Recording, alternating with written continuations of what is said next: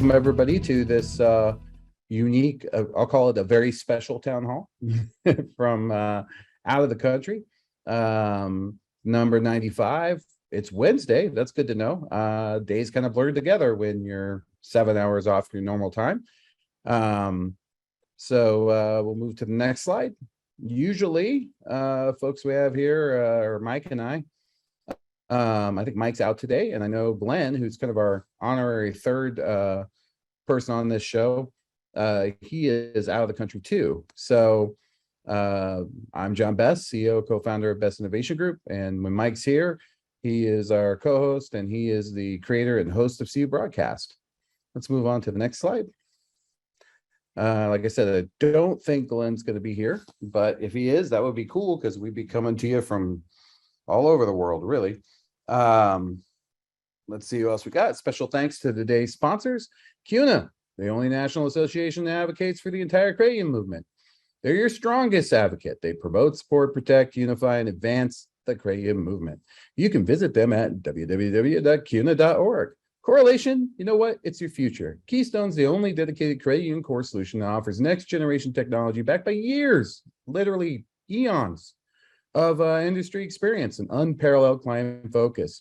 You can visit them at www.correlationinc.com. Hey, do you want a great solution and it'll make it easy for your folks to log in? Hassle-free, by the way.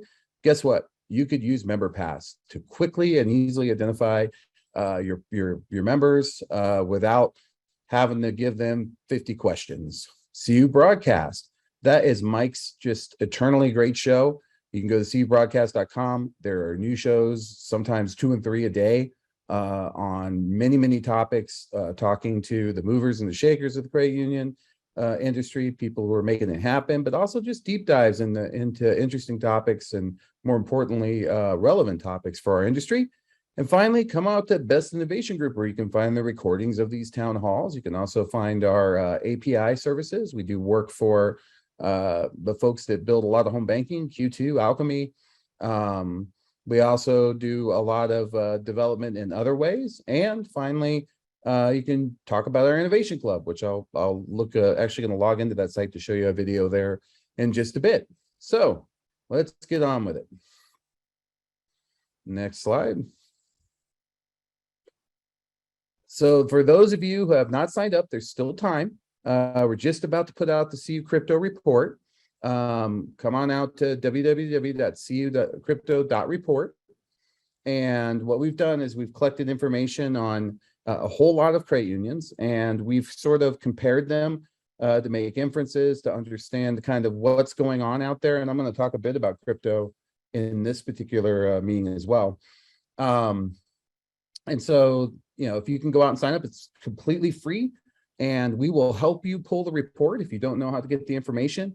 Very valuable to you and your organization. And what's more important is we're going to provide this report free, but the more data we get, the better it is. So if it is that you are willing to do this, just go out and log in there, and we will set you up. All right. Keep moving.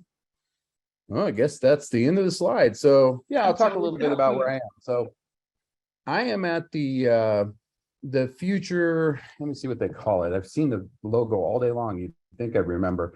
I am here in Riyadh at the FI Institute, which is the Future Investment Initiative, and it's actually run by the Saudi Arabian government. And it's interesting. There's a lot of change going on here, but a lot of movers and shakers here at this particular venue. I mean, it's, you know, there's been so many people that I've run into. I saw Republican Representative Eric Cantor earlier today. I had breakfast with Peter Diamandis. So there's just a lot of folks here. But what I've been most fascinated by is sort of, as I've traveled abroad, is the idea of kind of what's going on in this global economy. So the first thing I'll kind of get to is that why we're here. So for those of you that don't know, I've been involved in a robotics effort for about the last 2 years, and that effort is kind of coming to a head around the idea of scaling manpower allowing people to work remotely, allowing people to participate in controlling an avatar remotely. If you haven't seen it, you can go to the website. I'm sure my folks will put it in the chat there. It's beomni.ai. But I also knew there'd be a lot of fintech folks here, a lot of leaders. There's one of the things that's really been high on the list of things to discuss here is recession, geopolitical effects on the economies, and what does that really mean? So I guess the first discussion I'll talk about that I was able to go see was an incredible roundtable. So if you haven't seen this room, and Melissa, if you wanted to, actually, I think I can show a little of it here, see if it works if I share my screen. So I'm going to share my screen and just give you a little example of this room and where it's at here. By the way, a lot of these talks, and we'll post them, are already out on the internet, but are you able to see my screen? I'm going to make it large here. Are you able to see that? Yep, sure can. So this room is this big giant room. It's crazy for a conference center. These screens are massively wide, and in the center there's a stage, and then there's stages kind of in every side of the room that different people could talk to and whatnot. It's a live picture. For those of you that are part of my innovation club, I actually posted this particular interview with the CEO of Binance to our Innovation Club portal, which is just where I was showing you. That's where we have stats, we have all the reporting. You can interact with other Innovation Club members, and I post a lot of stuff there.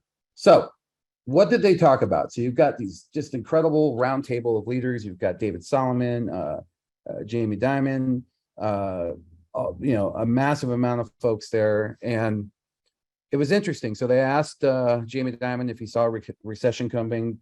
So far, everybody said yes. They believe there's a recession, but that's not their fear. Their biggest fear is the geopolitical unrest and the effect it's having on everything. There's far more concern around that than there is around a recession, be it sort of minor or severe. But they talked a lot about sort of unwinding the last decade or so of really kind of cheap money, which makes a lot of sense if we think about sort of 2010, which is right after the events of obviously 2008 to now. Money has these interest rates that have been low and the lowest that anyone's ever seen for a long time, but now we're climbing back to previous levels, and that's going to have an effect from their perspective on the economy. But that's not their biggest concern. Like I said, they're more concerned about being disrupted, and if I'm going in and out, I apologize, but they're more concerned about being disrupted from, say, issues in Ukraine. And they really talked about sort of the UK being the canary in the coal mine. For those of you that don't know what happened in UK just recently, the previous prime minister was voted out with a vote of no confidence, kind of like the Star Wars stuff, if you've ever seen that. And a new prime minister was put into place. Her last name was Truss. And within 6 weeks, the economy and issues that she faced really, and the way she handled them, really forced her to resign from the position. And now they have a new prime minister, but this guy's got a big.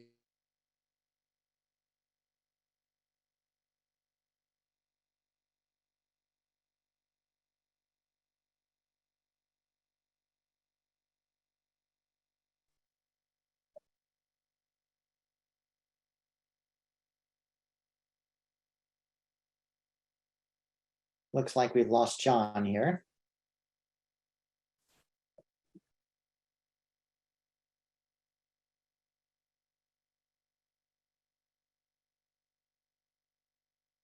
I'm sure he'll be back in just a minute. This is Elliot. I'm also one of the owners here at Best Innovation Group, and I'm responsible for the website and also the crypto report.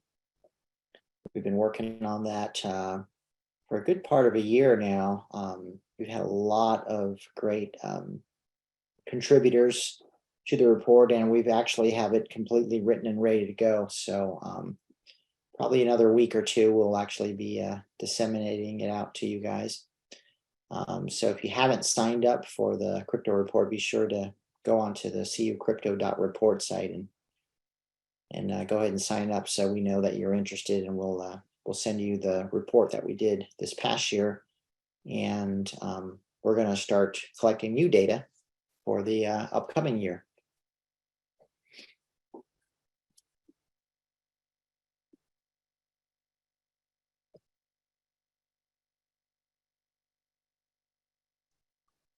All right, Elliot, I guess it's time to break the guitar out.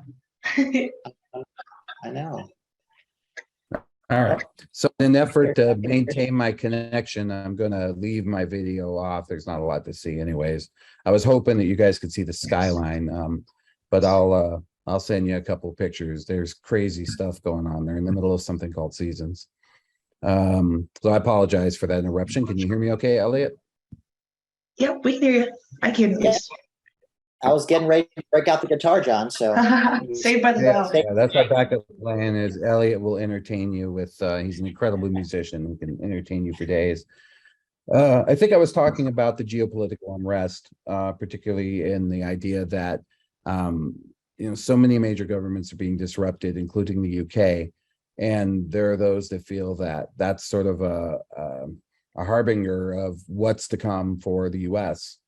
But it was, like I said, it was interesting to hear, these guys say, hey, we don't see that, and actually challenge that. While they do see maybe a slight recession in the next 6 to 9 months, I think is what Jamie Dimon specifically said.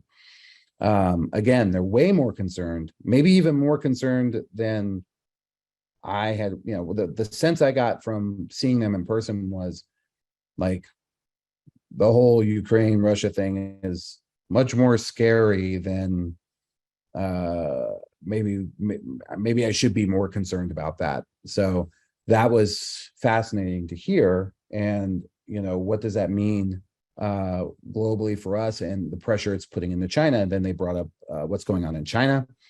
For those of you that don't know, President Xi has kind of consolidated his power, much like Putin has, been the de facto leader of Russia for some time, and sort of, it'd be as though a president here were to change the laws to be president for more than 3 terms, or pardon me, more than 2 terms, or 3 terms, or 4 terms.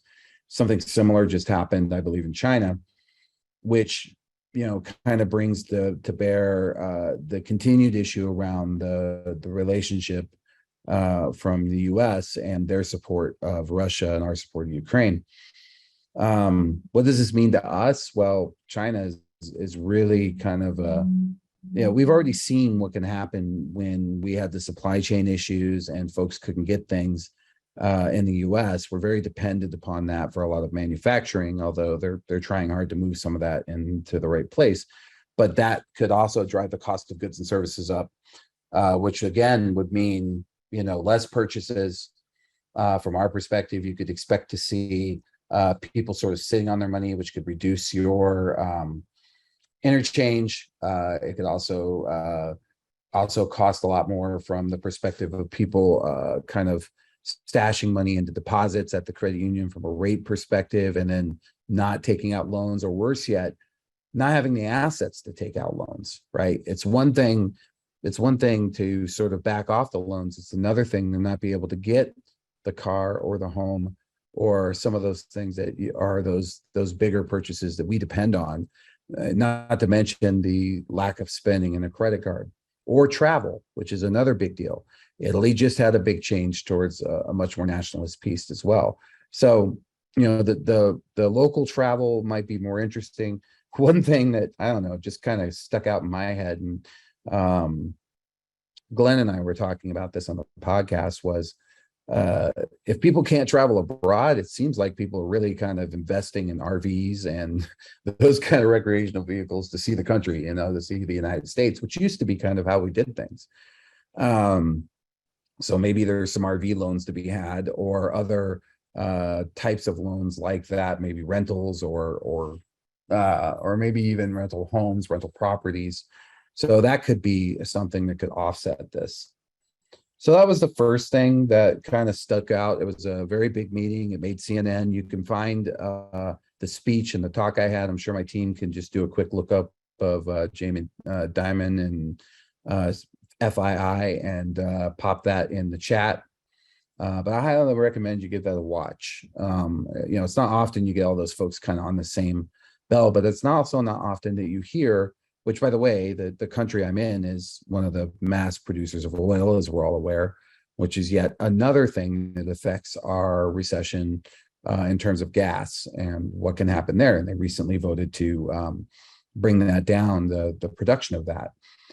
So I'd watch all that. I'm no, true economist or anything like that. I just sort of have my spider sense as to what I feel. But I do think guys like Dimon, and I'm not saying or Solomon, I'm not saying I'm smarter than them, but I do think there's one thing they're kind of not counting on. And it's always been sort of a wild card in these races. And I think it could be again, and it'll kind of lead me to my next portion of this, which is crypto. So there's been a lot of discussion about Web3. For those of you that don't know what Web3 is the idea of decentralization, along with identity and also a payments ability. So for those of you who haven't really looked into it, one of the things you'll hear as a term a lot is DeFi. And when that stands for decentralized finance. So if you think about it, credit unions are centralized finance. And we could think of it like this. We write a check, the check goes to the credit union, the credit union pays it on our behalf because we said we were, or they know we're good for it, and it's all centralized through the credit union. If it's same thing with a credit card, it's centralized through the issuer or the or even the network. But in a DeFi solution, much like blockchain or technology, or even something like Bitcoin, there is no one central source. Again, it's provided the protections and the things that the central source provides are provided by a decentral source. So let me explain that. If I write a check, the retailer or whoever's on the other end will look at that check and take it.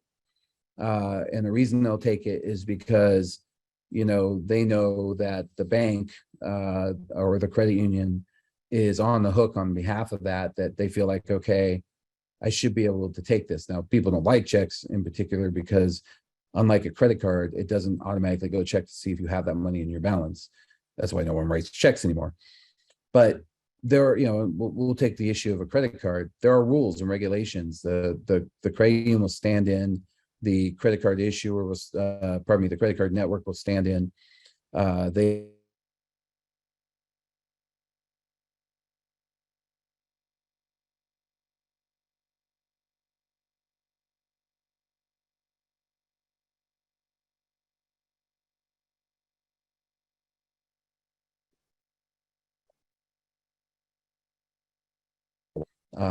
and the centralized process of it means that there's sort of a middleman, and they We certainly lost have. you, John, we lost you for about 60 seconds, I would say. Okay, so I'll come back to decentralized. So centralized finance means that there's someone in the middle, be it Visa, be it the Fed, and they're on the hook for sort of the regulatory environment. They're on the hook for insurance on the funds. They're on the hook for all of those sorts of things.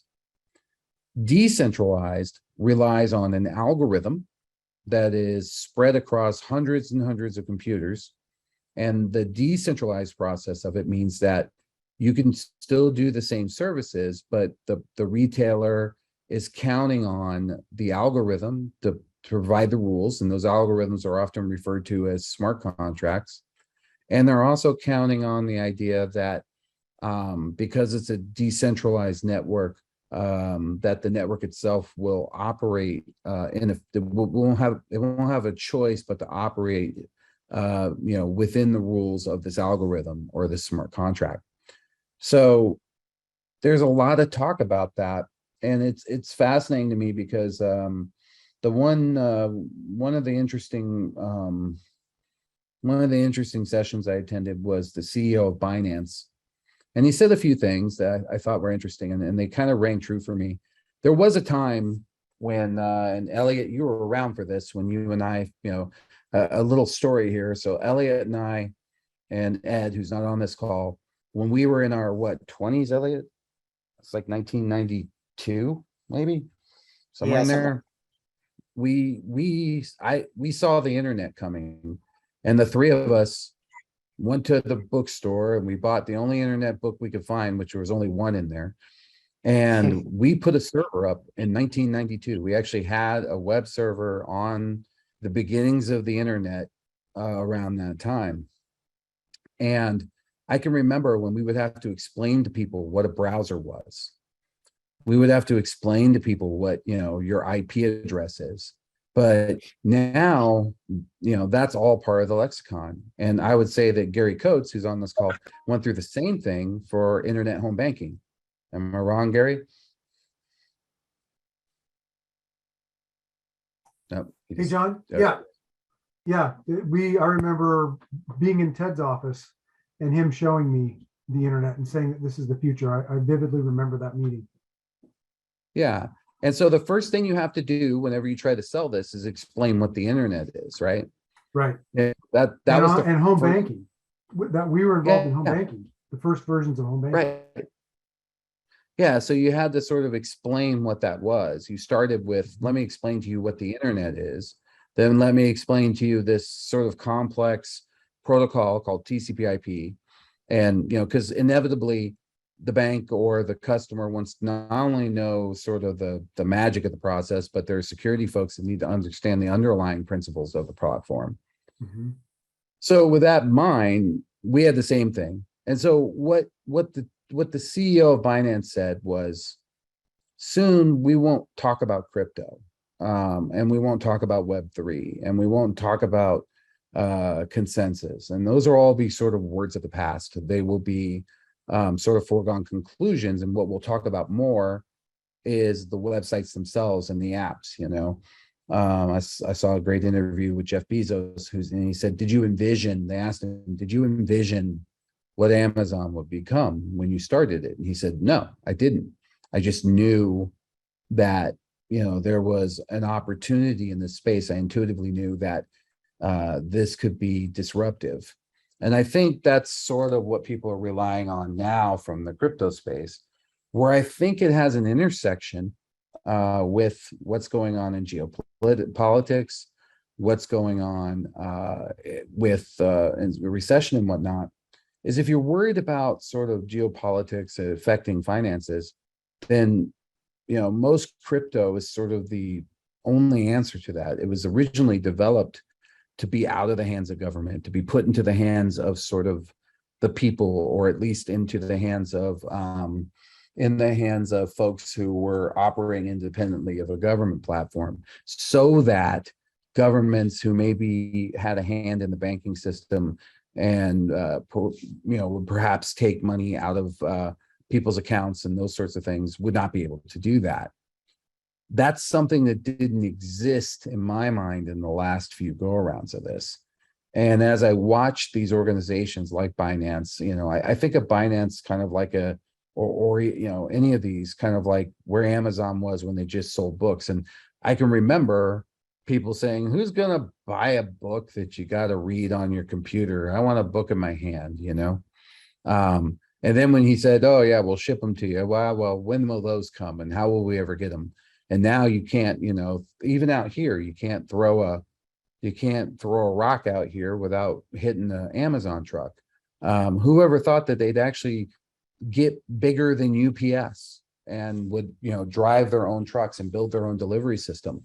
And now they're looking at even more options around that. So as I look at some of this, I was struck by sort of the number of things that are here at this space from a geopolitical or a non-financial source. Again, back to that decentralization. And so I'll tell the story of so every day I got to get up here and I got to get to this palace where this is being held.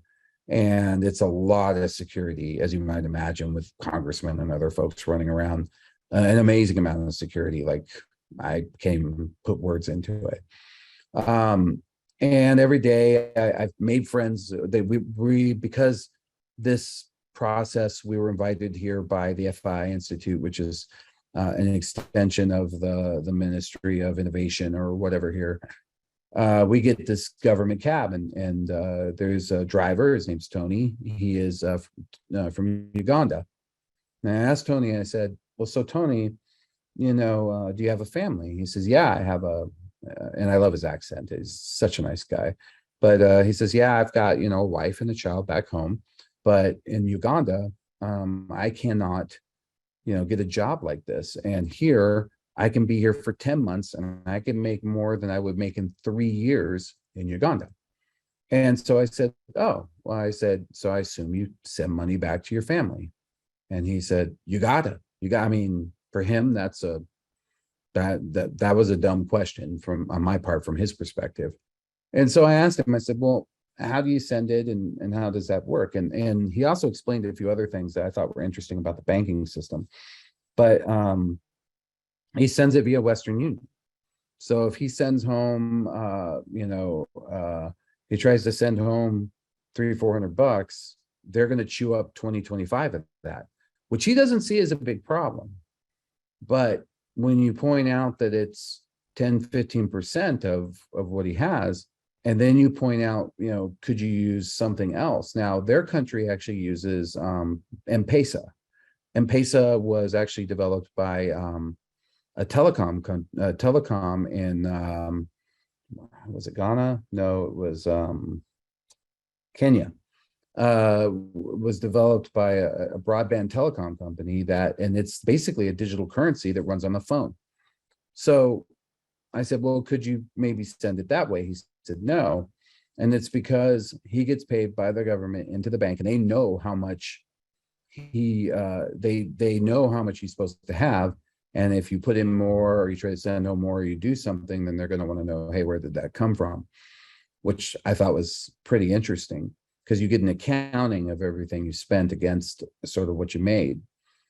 So I said, well, why wouldn't you buy Bitcoin? And he said, well, he actually said, yeah, me and my friends, and there's I guess a group of Ugandans that are, driving taxis. And, if you've been to the airport in Denver, I've always noticed that there's a large group of the service groups that does the wheelchairs and services like that are all from Somalia, I believe. But anyways, there's groups of them. They sort of get one in and they bring their friends and they're good workers. And, how do you find your next best worker? So I asked him, how are you going to send that? And he said, yeah, I've been considering Bitcoin because M-Pesa is about to put an integration in that would allow me to just send it there and then convert it to that directly. So think about that for a second. He's going to go from taking 2 to 3 days to get that money there and spending 10 to 15, if not 20% of his total, to taking the risk on the Bitcoin. Don't get me wrong. I mean, it could slide up. He could catch it at the wrong time and lose more than 15 or 20%, but it's not likely if he's keeping an eye on it, especially if the transaction happens in the next, inside of 6-10 hours. And then get it converted immediately into funds that can be used in the town that they live in and where they are. So that's a little, when you're thinking about that and you're thinking about sort of the concerns up at the top, I don't think they realize that there's these tools. I think they know, but I don't think they realize the power of them. And of course, they would obviously dispute me and shoot me down a million times from Sunday. I'm not them, but I just believe that could be something that might be used to either limit that impact of a depression, or to circumvent geopolitical issues, which is a big problem right now. Let's say you're an expat from Russia who's left the country because they put together, they have started doing the draft, and so. If they're going to do that and these people leave, well, then they are now in another country where they've had to take refuge and may or may not be able to get banking services. But they can always set up a crypto wallet. It's not that hard. So I'm just fascinated by what that looks like. And what I'm going to do is kind of go over just a few other things and I'll take questions. One thing that you guys would be interested in, let's see, outside my place here there is a KFC, there's a Cane's, there's a McDonald's, there is a Texas Roadhouse, there's a Cheesecake Factory. There is Dunkin' Donuts everywhere. There's Starbucks everywhere. There is KFC is a big one. I've not seen the Taco Bell, but I think there's one nearby. And on top of that, those are American brands. Those are brands that we all recognize, but other brands from all around the country.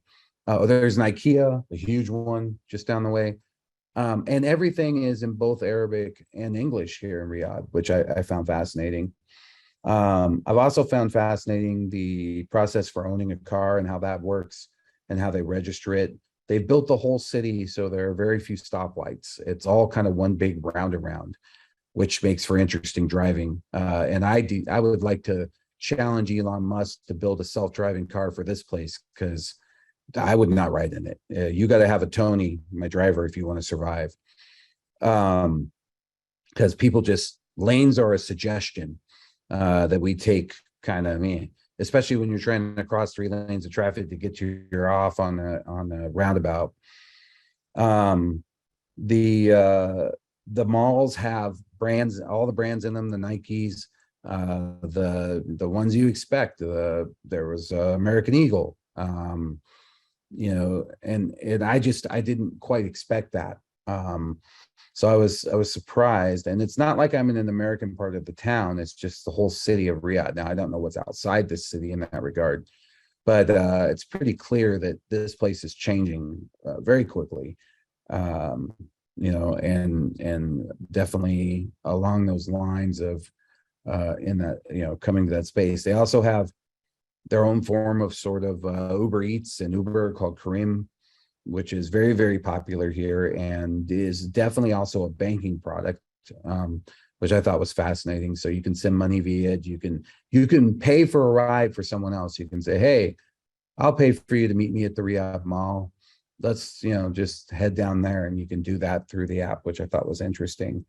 I have learned that the importance of Apple Pay and traveling abroad. Apple Pay has been the savior of many times of my credit union cards. If your card doesn't do a tap, you may be in trouble. And I don't know if that's sort of the future of here. So EMV is great, but now they're past that. It's all about the tap. If you can't, and Apple Pay for me has been sort of the saving grace for that. And so I know as Craigians, we're big into that, but having that tap functionality through the Apple Pay has been really the only way that, our team has sort of survived out here in terms of paying for things. And they, you try to hand them a card, that ain't going to work. They're just going to look at you funny because they don't take cards from people. You either put it in yourself if you have one, or, better yet, you tap a card or you tap your phone. Let's see what else. Apple is definitely a big brand here. My notes here. The Western Union piece. We talked a little bit. We've done a lot of Ubering, and it's interesting. Only the Saudi nationals can be Uber drivers. So if you are, let's say, this would be akin to in our country if we said only American citizens could be Uber drivers. So that was fascinating. And you know how like some people don't take the tags off their hats because that's cool now? Well, they do something similar here with cars. They don't take like the cellophane off the seats and stuff. It's a little weird. People are wonderful, super nice. Most speak English or try to. There's a brand here called Al Back, which is so delicious. It's like a Chick-fil-A plus Popeyes together. It's hard to explain. So I'll stop there and take some questions if anybody has any. Kevin, did you have any questions? Sarber, maybe to start off.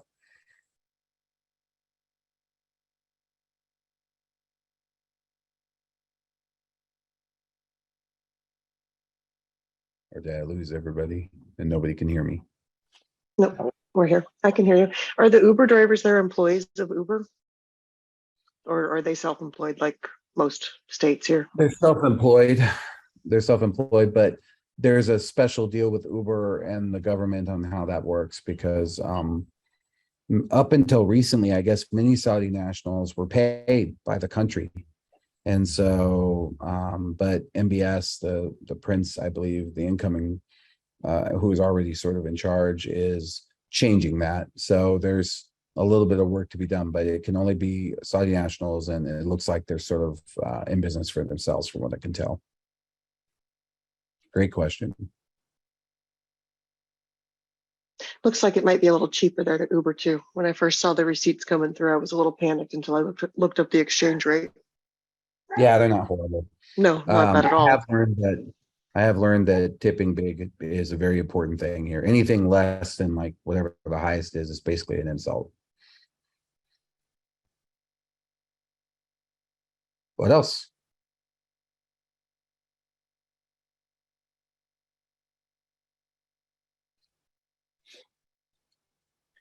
My So- favorite question I get is, they asked us a lot about, America. Go ahead, Elliot. Were you gonna say I something? was gonna say, who was the most interesting person you've met so far, do you think?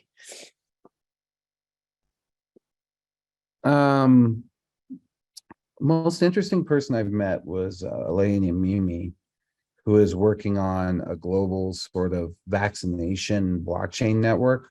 She foresees that we are going to have more COVID style issues. And she believes that getting ahead of this with more vaccines and working with the Bill Gates Foundation and others to look into, like, we already knew based on bird flu and other things, this is her words, not mine, but we knew that I guess we as a world knew that COVID and that there was this threat that it was possible to sort of jump to humans. We didn't know that it would be as bad as it is, but we knew it could happen. And so this has been a wake-up call to say, okay, we may not know the exact strain, but we should identify anything else that looks like this and get to work on the vaccines. But then we also need a network and an ability to, we can't be in the same situation we were before. So there was a lot of thinking around that, on how it would be that you would put that together. And she's been definitely raising an incredible coalition here. Some other interesting things that I saw was a gentleman who had created, and he was here with the Autism Foundation, who had created emotional robot sort of heads. And we were having this discussion with Dr. Bob Harari, who's one of the foremost leaders in longevity, but as well, he's a major doctor. And the discussion we were having was the power of technology to help our disabled, whether it be the mobile folks. And Bob Harari is amazing. It was an incredible discussion. Former helicopter pilot, just done so many amazing things in his life. But I loved his approach to this, which is technology is the only thing that won't get tired and give up on folks. So, for example, and Elliot, you would have a front row seat to this. You can relate. So I'll tell my story, and I'm sure you can tell one of yours. My grandmother, when she was starting to get Alzheimer's, she would just constantly think I was my dad. She would continuously, sort of ask you the same question. And I don't care how much of a saint you are, how much you love your grandmother. And this was Bob's point too. You can only tolerate that as a human for so long before it's really difficult. But technology, particularly AI technology, and is capable of never getting tired and continuing to provide that therapy. And so with the children that were on the spectrum who have other issues, being able to sort of help them understand emotional cues and what they look like. And this guy's won several awards for this. I think that and again, I'm pontificating and, the words out of my mouth are, just that. They're just my words. They're not any kind of, don't put them on a stone tablet. But we continue to see rising rates in autism. We also continue to see rising rates in other abnormalities, beyond, Down syndrome and other issues. And that's because we as a society are have created this level of humankind that we used to value, big old wrestler guy like me that, hey, I could go out and chop a tree down. And so, that's good. Or a Sarber who can throw a rock at 99 miles an hour in his youth, right? But now we value the focus and we value different things, but those are also leading us to mate within a way that's creating more people on the spectrum. And that's fine, but the society needs to be able to deal with that. So I thought that was interesting that people were working on that problem, trying to help. And I also thought the vaccination thing, particularly as a network to be able to get them out, but more importantly, to have a global network, because if we're going to see more of this stuff, knowing who's vaccinated and who's not, and how that works beyond a paper card that you got from Walmart is going to be important. I also saw these robot dogs that they added sniffing to, and they could sniff out bombs like real robot, like actual dogs. So now they've made you've seen the robot dogs, Elliot. So they add this device to it that makes it be like a bomb sniffer or a drug sniffer. And now it's just a robotic one. Wow. So they're replacing dogs, I guess is, why not? Even the dogs are getting replaced. Yep. Are they putting fur on these robots? No, but they'll come up and, kind of act like a dog. But I will say they don't there is no such thing as carpet in this country from what I can tell. Everything is this beautiful tile and marble everywhere you go. And it's very slippery, and poor robot dogs, they were struggling with that. That's funny. Any other questions or thoughts?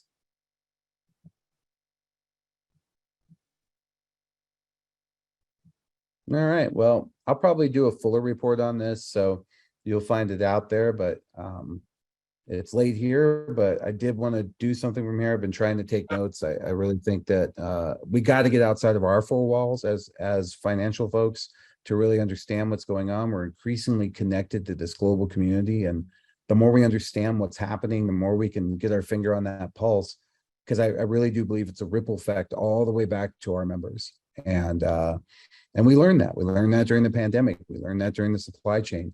And, we need to, it's the whole fool me once, fool me twice paradigm, where we're going to need to pay attention to that. So it's been a great opportunity to interact with a lot of folks from all around the world, to understand cultures and customs, to understand how the financial piece works, to experience it firsthand, what our members go through. If they're traveling abroad, and then more importantly, to really get some advice and understanding from the leaders in global finance.